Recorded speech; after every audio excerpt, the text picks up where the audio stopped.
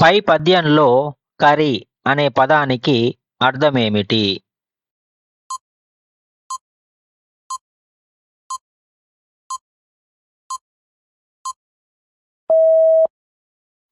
ఏనుగు.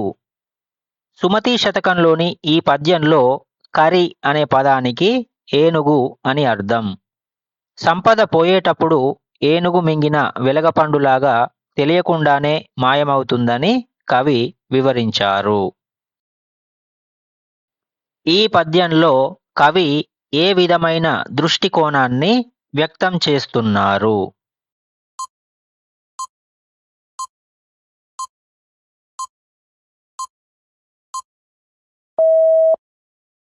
యథార్థ దృష్టి. సంపద ఏ విధంగా వస్తుంది, ఏ విధంగా పోతుంది అనే సత్యాన్ని లోక సహజమైన ఉదాహరణలతో వివరిస్తూ కవి ఇందులో జీవిత సత్యాన్ని తెలియజేశారు. అందుకే దీనిని లోకరీతిని ప్రతిబింబించే యథార్థ దృష్టి అని అంటారు. పై పద్యంలో నీరు అనే అర్థాన్ని కలిగిన పదమేది?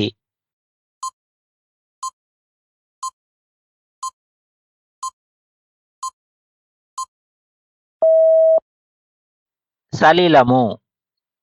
ఈ పద్యంలోని సలిలము అనే పదానికి నీరు అని అర్థం. నారికేల సలిలము అంటే కొబ్బరికాయలోని నీరు అని కవి వర్ణించారు. ఈ పద్యంలో కరణి అనే అర్థంతోటే ఉపయోగించిన మరో పదమేది?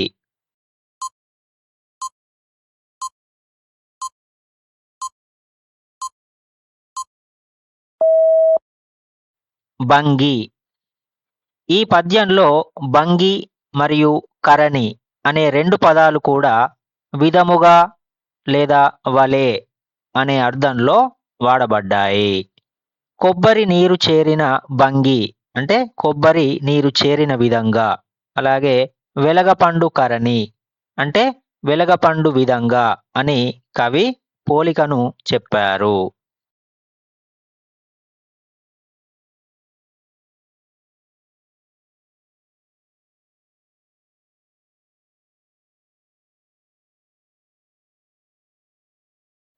ఒగ్గు ప్రదర్శనలో అత్యంత ముఖ్యమైన వాయిద్యం ఏది?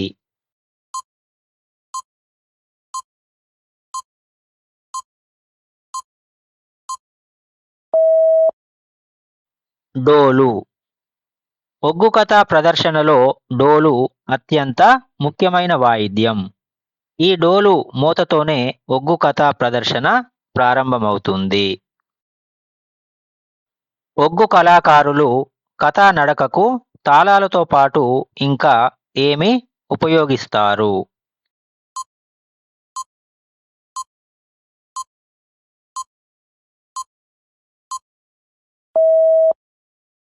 గజ్జెలు, రుమాలు, చిన్న కర్ర. ఒగ్గు కళాకారులు కథా నడకకు తాళాలతో పాటు కాళ్లకు గజ్జెలు, భుజంపై రుమాలు మరియు చేతిలో ఒక చిన్న కర్రను ధరిస్తారు. కథా గమనంలో ఉద్రేకం కలిగించడానికి ఒగ్గు కళాకారులు ఏమి చేస్తారు?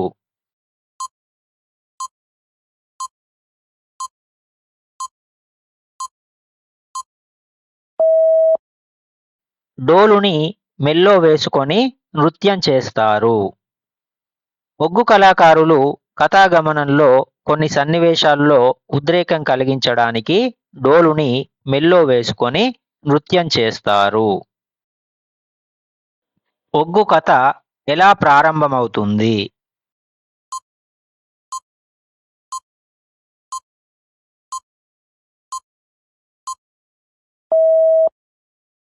డోలు మోతతో. డోలు చేసే గంభీరమైన మోతతోనే ఒగ్గు కథ ప్రదర్శన ప్రారంభమవుతుంది. ఉపమేయంలో ఉపమాన ధర్మాన్ని ఆరోపిస్తే అది ఏ అలంకారం?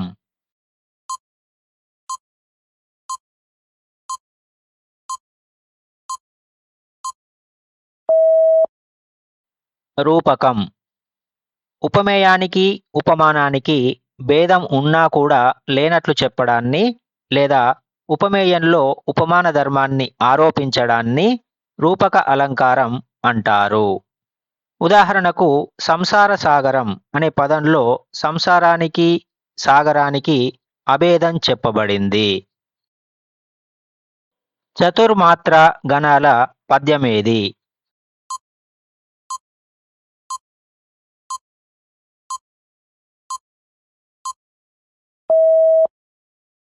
కందము. కంద పద్యం కేవలం చతుర్మాత్రా గణాలు అనే 4 మాత్రల కాలం కలిగిన గణాలతోనే నిర్మించబడుతుంది. ఉదాహరణకు నల, గగ, బ, జ, స అనేటటువంటి గణాలు.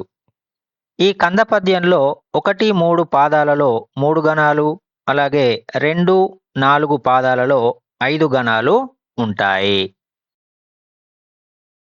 సంజ్ఞావాచక పూర్వపద సమాసం ఏది?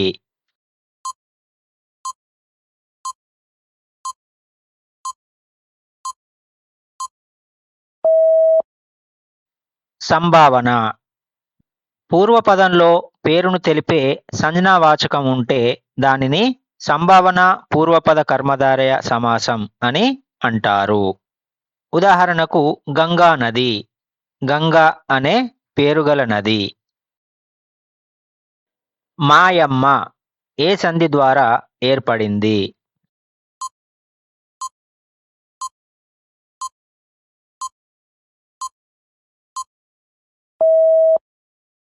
ఎడాగమ సంధి. మా ప్లస్ అమ్మ అని విడదీసినప్పుడు సంధి జరగని చోట ఈ అనే వర్ణం ఆగమంగా వచ్చి మాయమ్మగా మారుతుంది. తెలుగులో అచ్చుకు అచ్చు పరమైనప్పుడు సంధి నిత్యం కానప్పుడు ఈ ఎడాగమం వస్తుంది. లోపలకు రావచ్చు ఈ వాక్యం ఏ కోవలోకి వస్తుంది?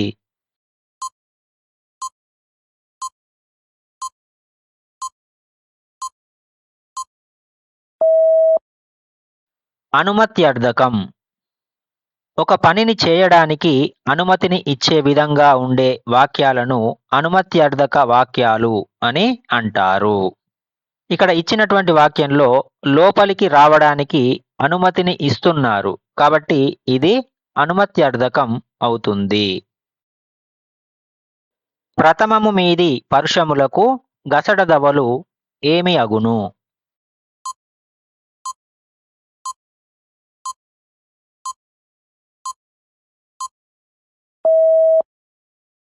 బహుళముగానగు. గసడ దవాదేశ సంధి సూత్రం ప్రకారం ప్రథమ విభక్తి మీది పరుషాలకు అంటే కచట తపలకు గసడ దవలు బహుళముగా వస్తాయి. అంటే సంధి కార్యం ఒకచోట నిత్యంగా, ఒకచోట వైకల్పికంగా, మరో చోట రాకపోవడం వంటి వివిధ రూపాల్లో జరుగుతుంది. జోదులు అనే వికృత పదానికి గల ప్రకృత పదమేది?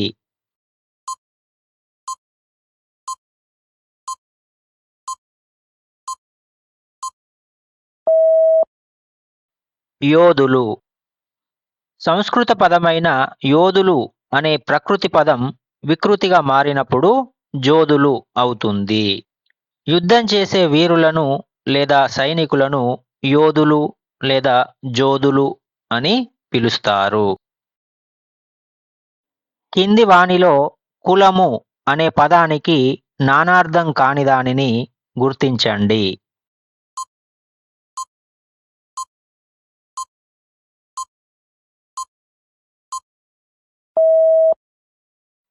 ప్రాణము. కులము అనే పదానికి జాతి, ఇల్లు, శరీరము, వంశము వంటి అనేక నానార్థాలు ఉన్నాయి. కానీ ప్రాణము అనే పదానికి కులము అనే అర్థంతో సంబంధం లేదు. విసపు మేతరి అంటే ఎవరు?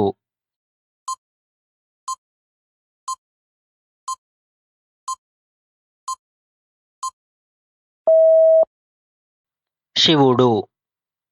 విసపు మేతరి అంటే విషాన్ని తిన్నవాడు అని అర్థం. క్షీరసాగర మదనంలో పుట్టిన హాలాహలాన్ని లోకరక్షణ కోసం శివుడు భక్షించి తన గొంతులో నిలుపుకున్నాడు కాబట్టి ఆయనకు ఈ పేరు వచ్చింది. ఉపేక్ష అనే పదానికి గల సరైన అర్థాన్ని గుర్తించండి.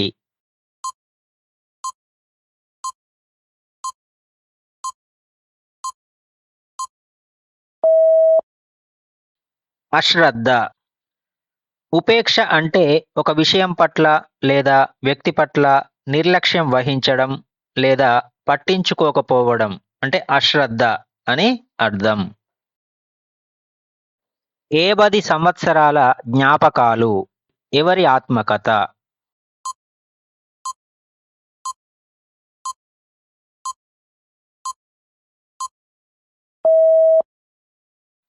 దేవులపల్లి రామానుజరావు.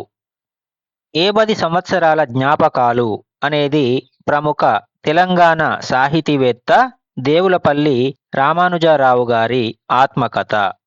ఇందులో ఆయన తన జీవిత విశేషాలతో పాటు ఆనాటి సామాజిక రాజకీయ పరిస్థితులను వివరించారు.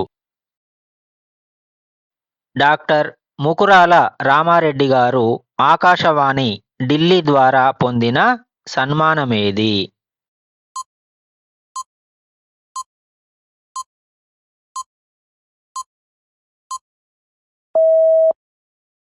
జాతీయ కవి గుర్తింపు.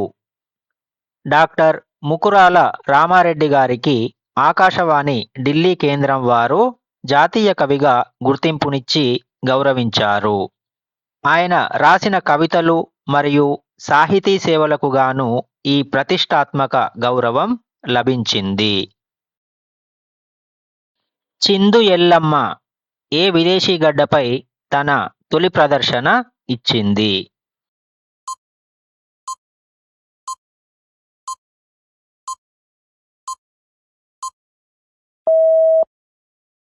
మాస్కో. చిందు యక్షగాన కళాకారిణి అయినటువంటి చిందు ఎల్లమ్మ తన అద్భుత ప్రదర్శనతో రష్యా రాజధాని మాస్కోలో తొలి విదేశీ ప్రదర్శన ఇచ్చారు. అక్కడ జరిగిన భారతీయ సంస్కృతి ఉత్సవాల్లో ఆమె తన కళను ప్రదర్శించి అంతర్జాతీయ గుర్తింపును పొందారు. రంగనాథ రామాయణం గ్రంథ రచయిత ఎవరు?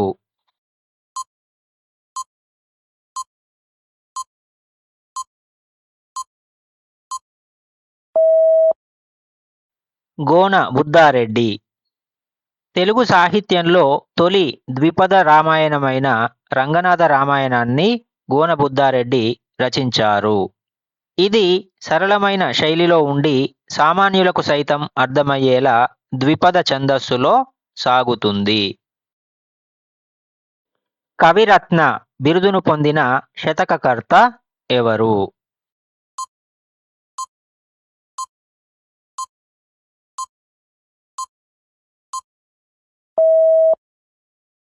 రావికంటి రామయ్య గుప్తా. కవిరత్న అనే బిరుదు పొందిన రావికంటి రామయ్య గుప్తా గారు గీతామృతం వంటి ప్రసిద్ధ రచనలు చేశారు. ఈయన భక్తి, నీతి అంశాలను మేళవిస్తూ పద్యాలను రచించి తెలుగు సాహిత్యంలో గుర్తింపు పొందారు. తెలంగాణ భీష్ముడు అని ఎవరిని అంటారు?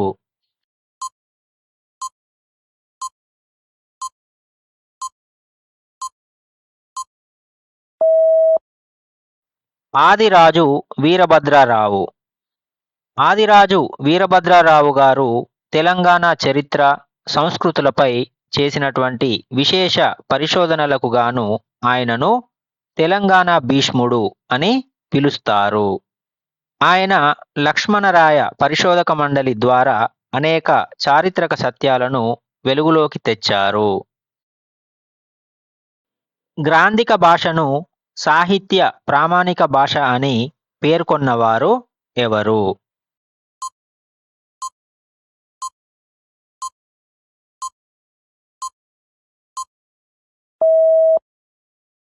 బ్లూమ్ఫీల్డ్. ప్రసిద్ధ భాషావేత్త అయినటువంటి బ్లూమ్ఫీల్డ్ గ్రాంథిక భాషను సాహిత్యపరమైన ప్రామాణిక భాషగా అభివర్ణించారు. భాషాశాస్త్రంలో ఆయన చేసిన పరిశోధనలు భాషా ప్రమాణాలను నిర్ణయించడంలో కీలక పాత్ర పోషించాయి. చూపు మేర అంటే ఏమిటి?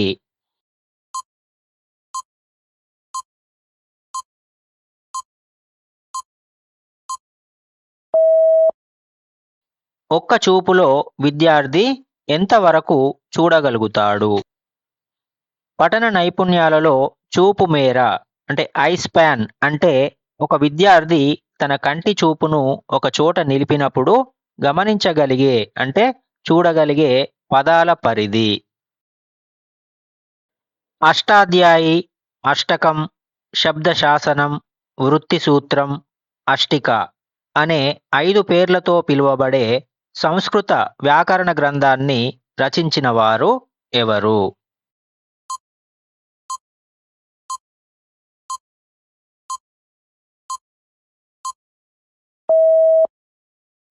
పాణిని. సంస్కృత వ్యాకరణానికి పునాది వేసిన పాణిని అష్టాధ్యాయి అనే సంస్కృత వ్యాకరణ గ్రంథాన్ని 8 అధ్యాయాలతో సూత్రబద్ధంగా రచించారు. భాషా నియమాలను మరియు శబ్దాల పుట్టుకను శాస్త్రీయంగా వివరించినందుకు ఈ గ్రంథానికి ఈ 5 పేర్లు ప్రసిద్ధి పొందాయి. పద్య పాఠాల్లో రకాలకు సంబంధించి ఏ. కరపత్రం, బి. గజల్, సి. వచన కవిత, డి. నవలిక. వీటిలో సరైన వాటిని గుర్తించండి.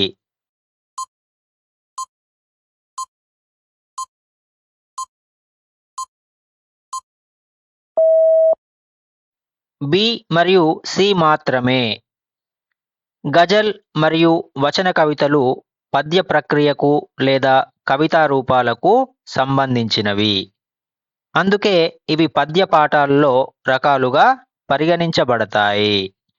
అయితే కరపత్రం మరియు నవలికలు వచన ప్రక్రియకు చెందినవి. బోధనాభ్యసన సామాగ్రి ప్రయోజనాలలో ఏ. శిక్షణ బదలాయింపుకు తోడ్పడవు. బి. విద్యార్థులకు ప్రత్యక్ష అనుభవాలు కలుగుతాయి.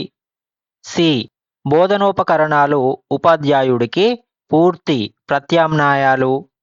డి. విద్యార్థులలో ఆసక్తిని ఏకాగ్రతను పెంచుతాయి. వీటిలో సరైన వానిని గుర్తించండి.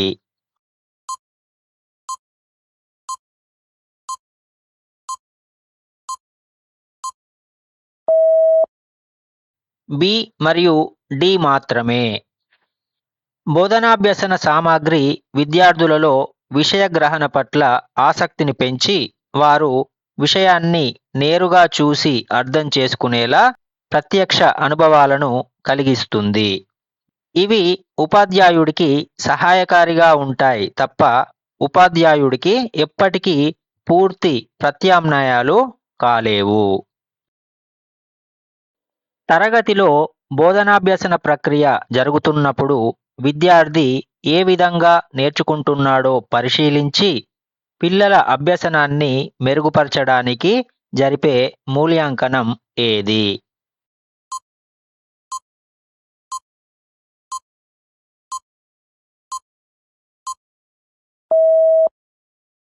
నిర్మాణాత్మక మూల్యాంకనం. బోధనా ప్రక్రియ కొనసాగుతున్న సమయంలోనే విద్యార్థుల ప్రగతిని అంచనా వేసి వారి అభ్యసనంలో లోపాలను సరిదిద్దడానికి నిర్మాణాత్మక మూల్యాంకనం తోడ్పడుతుంది. ఇది కేవలం మార్కుల కోసం కాకుండా బోధనా పద్ధతులను మెరుగుపరుచుకోవడానికి మరియు విద్యార్థి నిరంతర అభివృద్ధికి ఉపయోగపడుతుంది.